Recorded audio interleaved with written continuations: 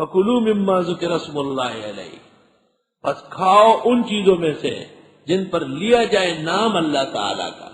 معقول سے مراد یہاں مذبوح ہے، اور چیزوں پر بسم اللہ پڑھنا تو سنت طریقہ ہے، اس کی حلت و حرمت موقوف نہیں ہے اس پر، لیکن ذبیحے کی حلت و حرمت اللہ تعالیٰ کے نام لینے اور نہ لینے پر موقوف ہے۔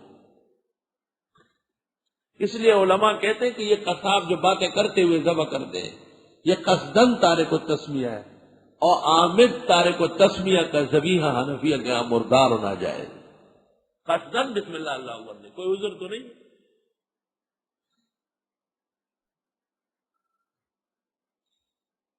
اس لیے دو چیزوں میں کھٹکا رہتا ہے، ایک تو ان کے ذبیحے میں ہم تو حسن ظن رکھتے ہیں لیکن آنکھوں سے دیکھتے ہیں کہ نہیں پڑھتے ہیں کلمہ۔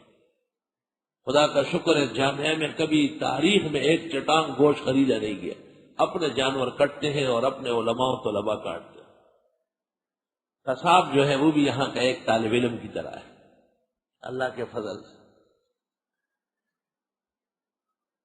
اور اسی طرح مرغی اس زمانے میں خطرناک چیز ہے، کیونکہ مرغی بڑے پیمانے پہ جو آپ خریدتے ہیں اس میں وہ مردار ملاتے ہیں۔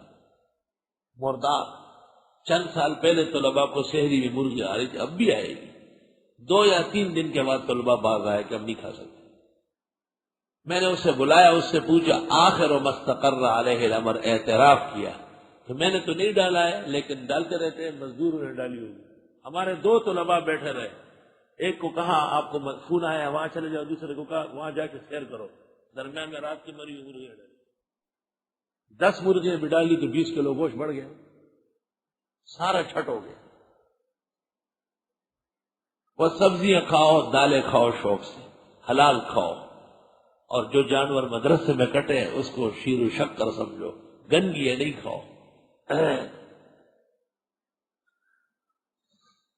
وَمَا لَكُمْ أَلَّا تَأْكُلُوهُ، مشہور ہے کہ قربانی کے گوشت کا لذت زیادہ ہے، کیوں؟ وہ بسم اللہ اللہ اکبر سے پڑھا جاتا ہے، خاص شوق اور عبادت سے پالا جاتا ہے، عقیدے اور احترام دین کے ساتھ کاٹا جاتا ہے، اس کا گوشت اچھا نہیں ہوگا کس کا ہوگا؟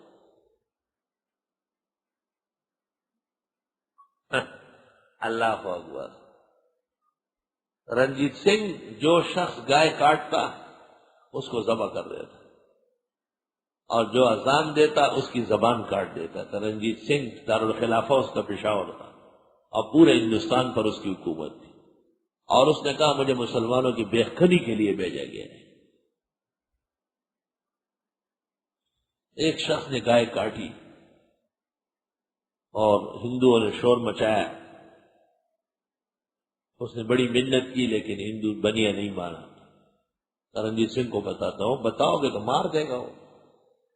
اس کو کہا جب چھوڑ ہی نہیں رہے ہونا تو میرے ساتھ چلو، میں نے کوئی چیز رکھی ہے جنگل میں، وہ تو ہی لے۔ وہ ساتھ ساتھ چلا گیا، جب جنگل پہنچا چھرا لے کے اس کو مارا۔ گائے کاٹنے والے ویسے بھی جری ہوتے ہیں، مسلمانوں کی جرأت کی نشانی ہے۔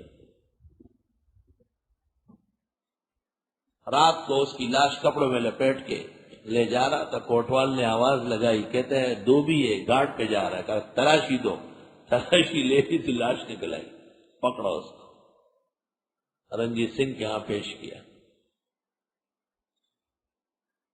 تو رنجیت سنگھ نے اس سے کہا سچ سچ بتاؤ، اس نے بتایا، کہا بہت سچ بول لیے، چلو معاف ہو، آئندہ خیال رکھو۔ جب آئندہ عید آئی تو اس نے 2 گائے کاٹی، پھر ہنگامہ کھڑا ہو گیا، اور ہندوؤں نے رنجیت سنگھ کو بتایا کہ پکڑ کے لاؤ، پکڑ کے لایا کہ کیوں ایسا کرتے ہو؟ کہ یار جی ہمارے مذہب میں گائے کاٹنے کی بہت فضیلت ہے، مسلمان آدمی وہ ہوش حواس نہیں رہا، آئندہ خیال رکھوں گا۔ کا وعدہ ہے، کا وعدہ ہے، کا چلو جاؤ۔ جب تیسری عید آئی اس نے 4 گائے کاٹی۔ اب کی رنجیت سنگھ نے کہا کہ مجھے ملاؤ بغیر اس کو کمرے میں بند کر دو اور صبح سویرے پھانسی دے دو۔ رات کو رنجیت سنگھ کے گھر کافی زمانے بعد بیٹا ہوا، اور رنجیت سنگھ نے خزانے کا منہ کھولا اور سونا اور چاندی بانٹنا شروع کر دیا، خوشی میں کہ اللہ نے اتنے سالوں بعد مجھے بیٹا دیا۔ بیوی نے اس کو کہا خزانہ تو بانٹ رہے ہو، وہ ایک مسلمان جس نے گائے کاٹی ہے اس کو سزا دے رہے ہو، خیر تو ہے؟ اس نے کہا کہ ہاں وہ بڑا ظالم ہے. کہا اللہ تعالیٰ نے فضل کر کے ہمیں لڑکا دیا ہے، بہت نامناسب بات ہے کہ جانور کے بدلے میں انسان مرے، چھوڑ دو اسے. رنجیت سنگھ نے اسے بلایا اور اس کو کہا میں نے تیرے خدا کی خدائی مان لی کہ وہ زوراور ہے.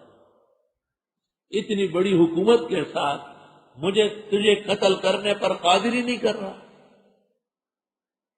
تیرے خدا کی خدائی اور اس کی قدرت میں نے مان لی کہ رنجیت سنگھ آپ کے سامنے بے بس ہے. تم نے اب تک 4 گائے کاٹی اور آج میرے گھر سے حکم ہوا ہے کہ اس کو نہیں قتل کرنا ہے، اس کو چھوڑنا ہے، لہذا میں نے چھوڑ دیا ہے. لیکن تم ایسا کرو کہ اب بغیر عید کے گائے کاٹا کرو اور پیسے مجھ سے لینا. اور رنجیت سنگھ نے خزانے سے پیسے لے کے یہ رکھ، یہ تیرے ساتھ علیحدہ احسان اور امتیازی برتاؤ ہے کہ تیرے خدا کی طاقت میں نے مان لی. قربانی میں اور گائے کاٹنے میں مسلمانوں کے مذہب کی بلندی، دین کا احیاء ہے.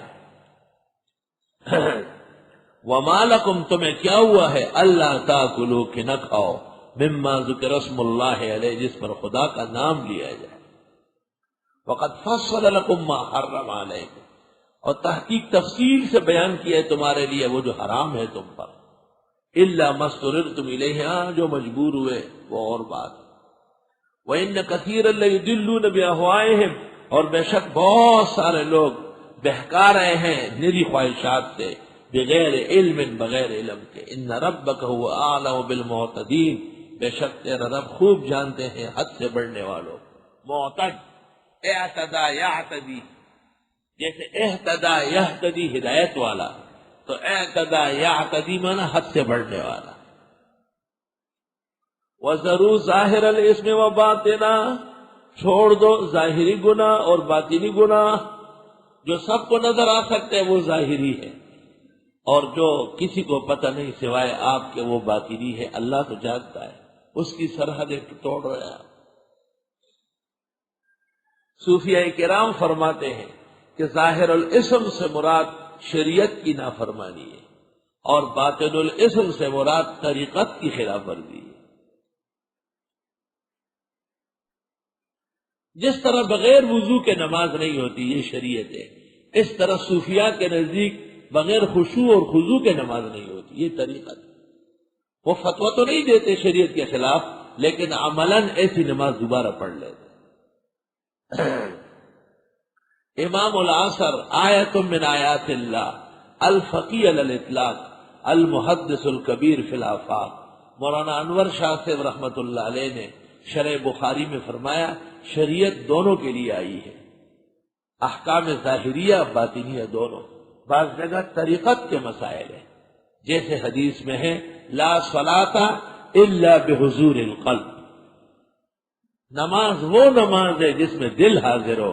حضرت اقدس شاہ سے علیہ الرحمت فرماتے ہیں یہ حدیث طریقت پر وارد ہے، صوفیاء کے مزاج کے مطابق. اللہ اور چھوڑ دو ظاہری گناہ اور باطنی ہے. ظاہر الاسم صغائر اور باطن الاسم کبائر. اعمال میں کمی کوتاہی ظاہری گناہ ہے اور عقائد میں کمی کوتاہی باطنی گناہ ہے، کیونکہ دل باطن ہے اور دل کی تصدیق کو ایمان کہتے ہیں. ہر طرح کے گناہ چھوڑو. ان الذین یکسبون الاثم بے شک جو لوگ کماتے ہیں گناہ سیجزون ان قریب ان کو سزا دی جائے گی بما کانوا یقترحون وہ جو گناہ کماتے ہیں. ایک طرح یقترح ہو اکتسب یکتسب کے معنی ہے. ولا تاکلوا مما لم یذکر اسم اللہ علیہ نہ کھاؤ ان چیزوں کو کہ لیے ہی نہیں گیا اللہ کا نام اس پر. وانہ لفسق بے شک وہ گندی چیز ہے، وہ حرام ہے، گندی ہے. جس جانور حلال پر بھی بسم اللہ اللہ اکبر پڑھ کر ذبح نہ کیا گیا یا مسلمان نے ذبح نہیں کیا اس کو نہیں کھاؤ، وہ گندی چیز ہے. تو آیت سے مسائل معلوم ہو گئے کہ جو حلال چیز بھی سڑ جائے ناقابل استعمال ہے، پاک و حلال چیز ہے لیکن ایسی خس و خاشاک گرد و غبار پڑ گیا کہ طبیعت نہیں چاہتی ہے، وَإِنَّهُ لَفِسْقٌ، دور رہو اس سے۔ فسق میں ظاہری بدبو اور باطنی عدم اجازت دونوں شامل ہے۔ امام راضی نے تفسیر میں لکھا ہے کہ فسق کا لفظ بہت جامع ہے۔ کلمہ نہیں پڑا یا مسلمان نے ذبح نہیں کیا، گائے وہی ہے لیکن اب گندی ہے۔